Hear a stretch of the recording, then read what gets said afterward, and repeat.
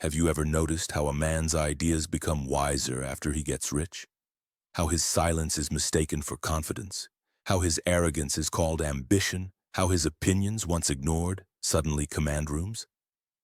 Nothing changed in his mind. He did not become more virtuous, more strategic, more disciplined.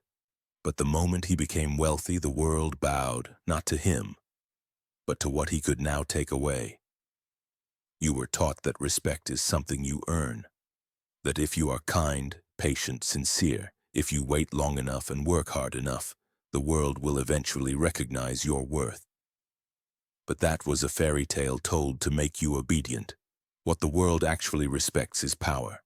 And in the modern world, power wears the mask of wealth. They will tell you they admire your character, but they ignore it when it cannot be used. They will say they value humility, but they trample over it if it's not backed by consequence. The man who walks into a room with nothing but virtue is not feared. He is tolerated. But the man who enters with resources, with leverage, with the ability to fund, to revoke, to direct, he is suddenly listened to, even if his words are foolish. This is because wealth is not just a symbol of success. It is a signal of who must not be offended. And you must understand this. In politics, in business, in love, the first question they ask is not, "Is he right?" It is, "Can I afford to ignore him?" The poor man may be wise, but he can be dismissed. The rich man may be empty, but he must be managed. Respect, then, is not based on your virtue. It is based on the cost of your absence. You will see it in your own life. Speak a truth when you are broke, and they will say you're bitter. Speak the same truth after you are rich, and they will call it profound. This is not about envy. It is about structure.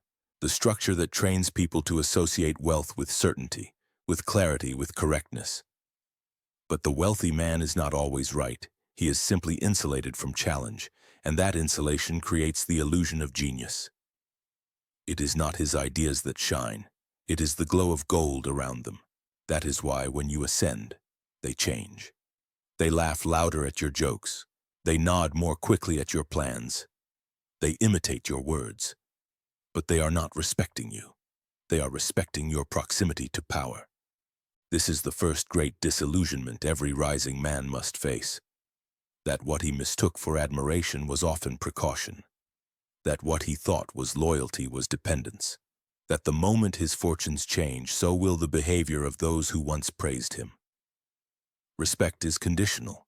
It is situational. And until you hold something others fear losing, your character will be invisible. The world is not a courtroom. It is a marketplace.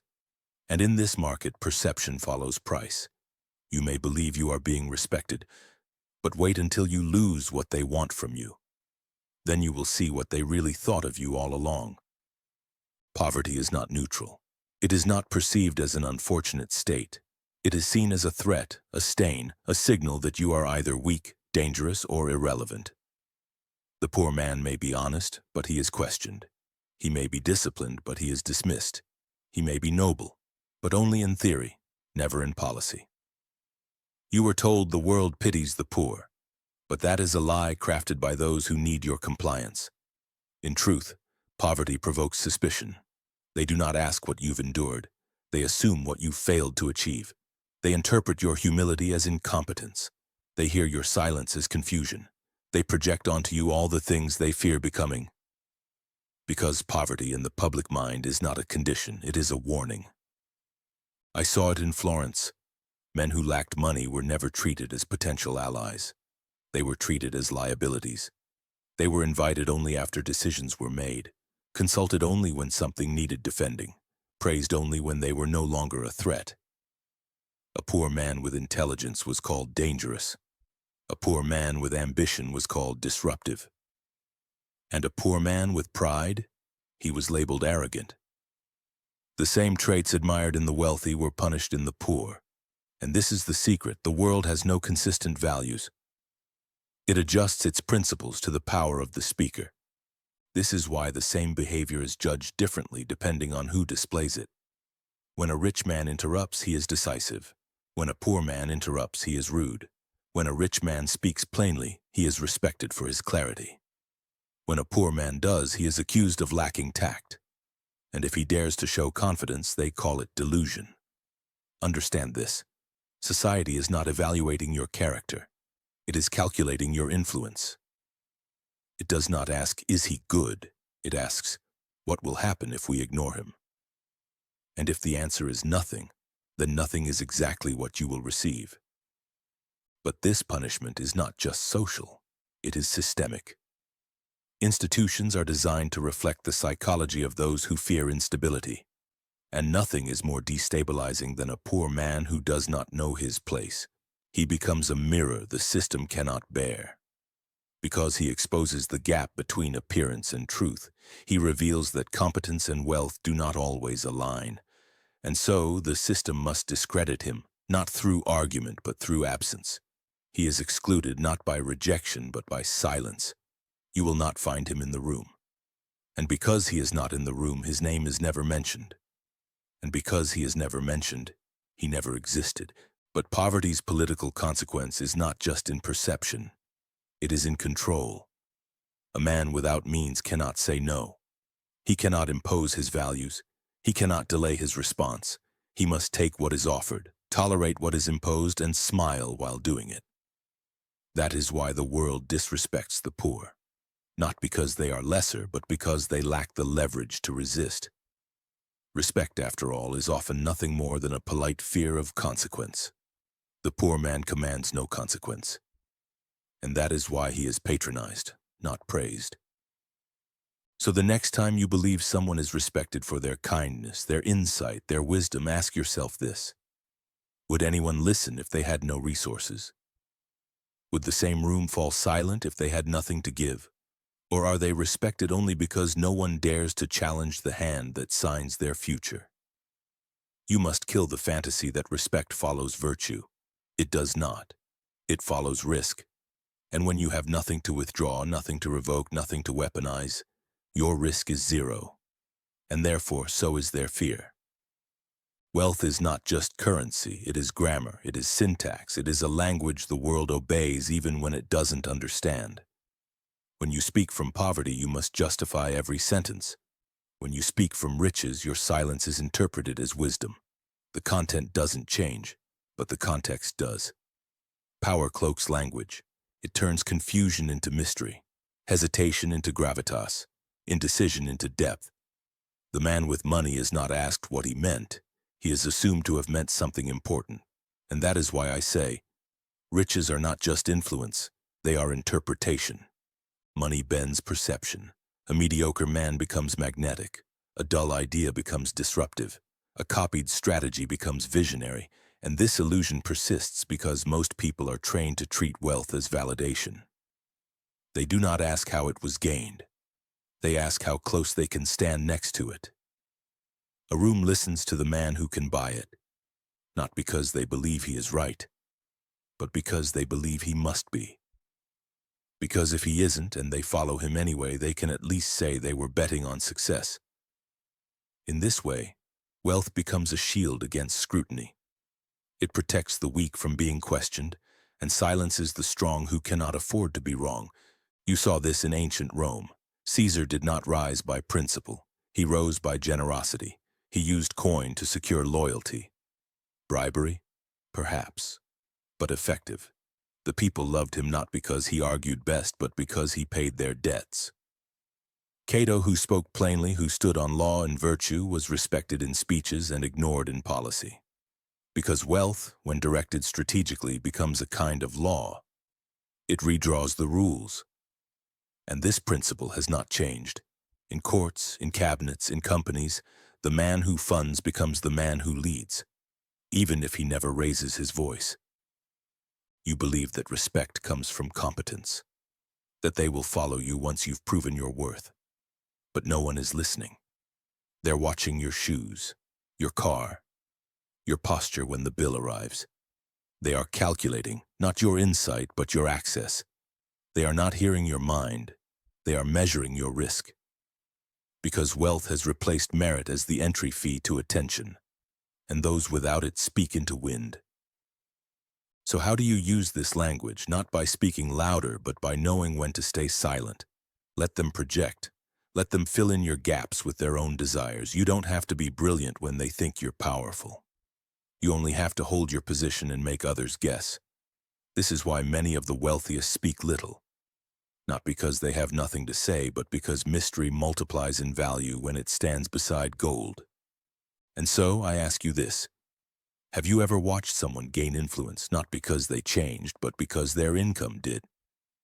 Not because they became more moral, more intelligent, more worthy, but simply because now they were harder to ignore? Then you understand the truth. They didn't change. You just couldn't afford to disregard them anymore. Comment, they didn't change. I just couldn't afford to ignore them anymore. When you are poor, they don't fear you. And what they don't fear, they must explain, so they wrap your failure in morality. They say you are noble, humble, grounded. They applaud your restraint because they know it's not a choice. They call you principled, not because you've proven it, but because you've had no power to corrupt. This is how society makes peace with inequality.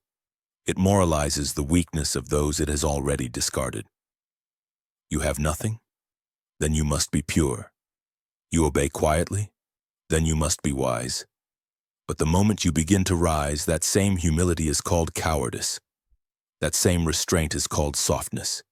They twist the narrative the instant your presence becomes a threat to their position. You see, the rich are obeyed not because they are better, but because disobedience becomes costly. They are given credit in advance. Their boldness is forgiven. Their cruelty is reframed as decisiveness. Their excess is called taste. And the same people who preached virtue to the poor man abandon it when they bow to the rich one. This is the hypocrisy that rules the world. Morality is a costume worn only by those without leverage. Once leverage appears, the costume is discarded. Then the truth is revealed. Most people do not follow goodness. They follow consequence. And here is the clever twist. When you're poor, they advise you to stay humble, to be content. Money isn't everything, they say. Be grateful. Why? Because your gratitude makes you predictable. Because your humility keeps you manageable. Because a man who thinks he is already rich in spirit will not demand to be rich in power. They feed you virtue to keep you soft. They feed you fables so you never sharpen your edge. But the moment you step out of that role, when your hunger grows visible, when your strategy replaces patience, they shift. Now you are cold. Now you are greedy. Now you are a threat. And threats are obeyed, not applauded. Let me tell you plainly, no one moralizes the man they fear. They obey him.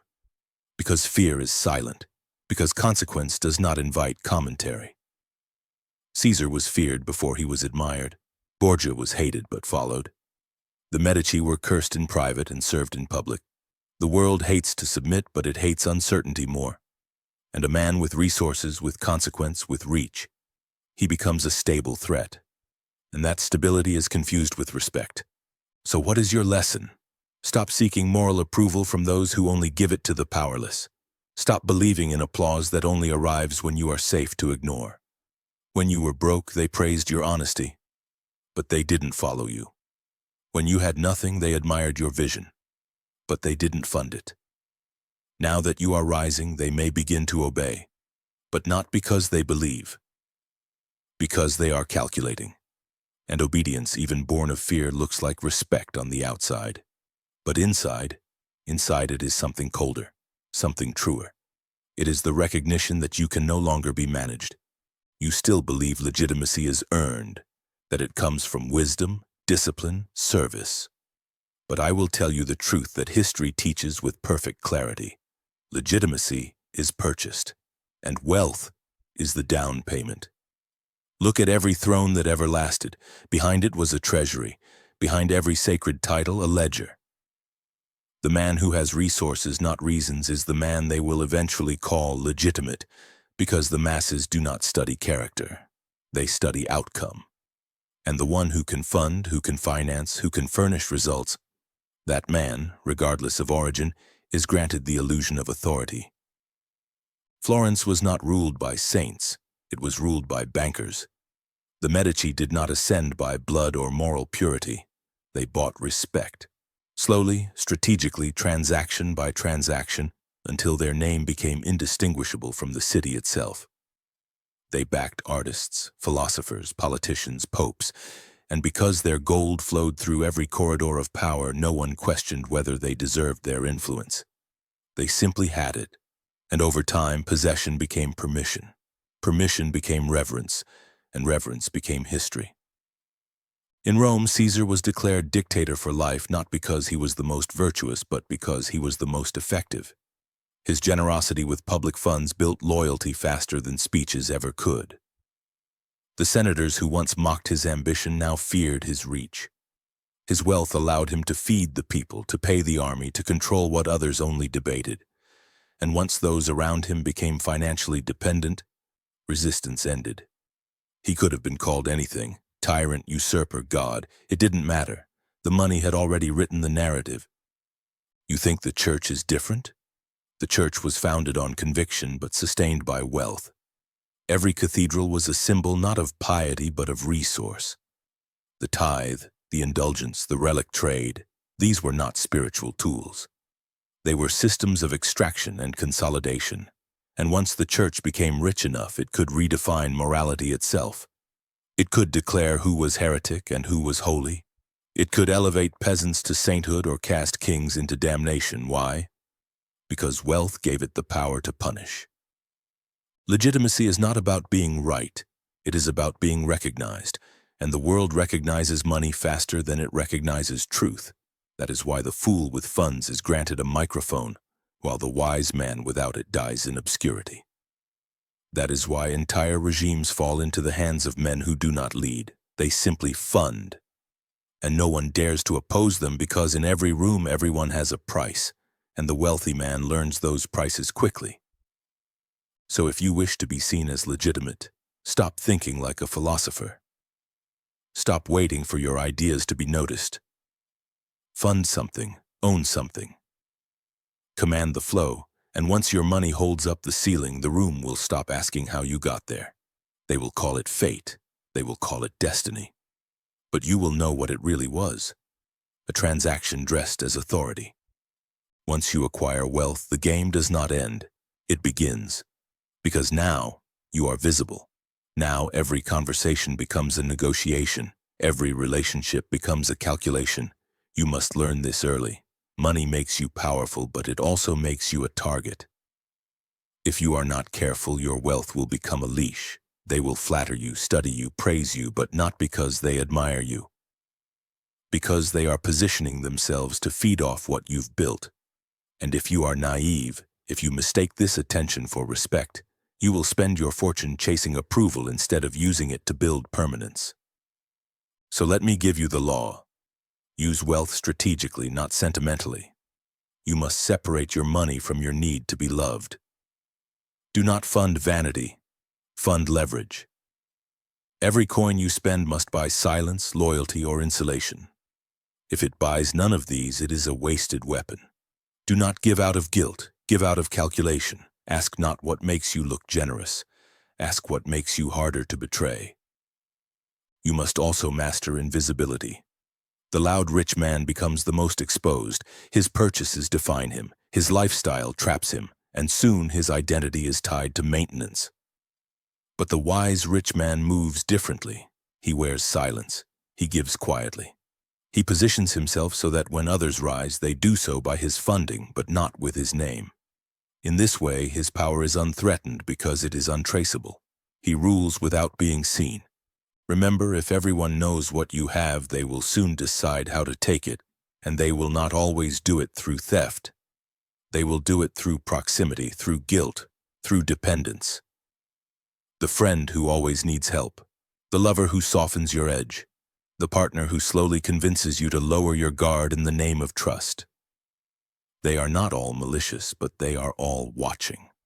Watching how you give, watching what you protect, and every unguarded coin is a message. You still want to be liked. No ruler can afford that message, so audit your generosity. Ask, who benefits? What do they give in return? How does this secure me or expose me? Do not confuse wealth with freedom. You are only free if your money creates distance from those who seek to control you. If it does the opposite, then you are not a ruler, you are a provider. And the provider is only loved until the gift stops flowing. Be generous, but be deliberate, be powerful, but be quiet. Let them think you are rich in comfort, not in strategy. Let them see your ease, not your infrastructure. And most importantly, let them think they understand your wealth. Because once they believe they've figured it out, they will never notice the part you've hidden. Comment. Position first, praise later. If you now understand why respect must be structured, not hoped for, let go of the fantasy that they admire you for who you are. They don't. They admire what you hold, what you can revoke, what they hope to access through you. Strip away your position, your money, your network, your status, and watch how quickly the room empties. Watch how their smiles fade, how their tone shifts, how the man who once called you a genius now avoids your calls. You will learn, as every ruler eventually does, that what they respect is not your soul. It is your structure. Not your truth, but your throne. Not your principles, but your position. Respect as it is sold to you is a virtue, but as it functions in the world it is a calculation. People fear loss. They respect boundaries enforced by power, not personality. They nod when disobedience would cost them, they flatter when rejection would exile them, and they follow you when your position means that standing against you would make them weaker. It is not love. It is not admiration. It is alignment. And alignment disappears the moment your leverage does. This is why so many men crumble after their wealth vanishes. They believe they were respected for their wisdom, their kindness, their consistency. But they were respected only because challenging them came at a price. Once that price was gone, so was the respect. And they are left confused, hurt, bitter. But they should not be. They mistook strategy for sincerity. They mistook fear for faith. You must be smarter than that. You must build respect not on your character, but on your consequence. On your ability to shift the balance of power, on your reputation for being the one they cannot afford to offend. Let them like you, but only after they fear losing you. Let them admire you, but only after you've shown them what disappears when you are disrespected. And when they say they've always believed in you, smile. Say nothing, because you know the truth. They believed in your silence, your usefulness, your momentum, not in you. And that is fine, because the man who is truly dangerous is not the one they admire. It is the one they hesitate to cross. If you've ever seen the truth about who respects you only when they see your position, comment. They feared losing access. And if you understand now why wealth rewrites relationships, subscribe. Not to be liked, but to be positioned.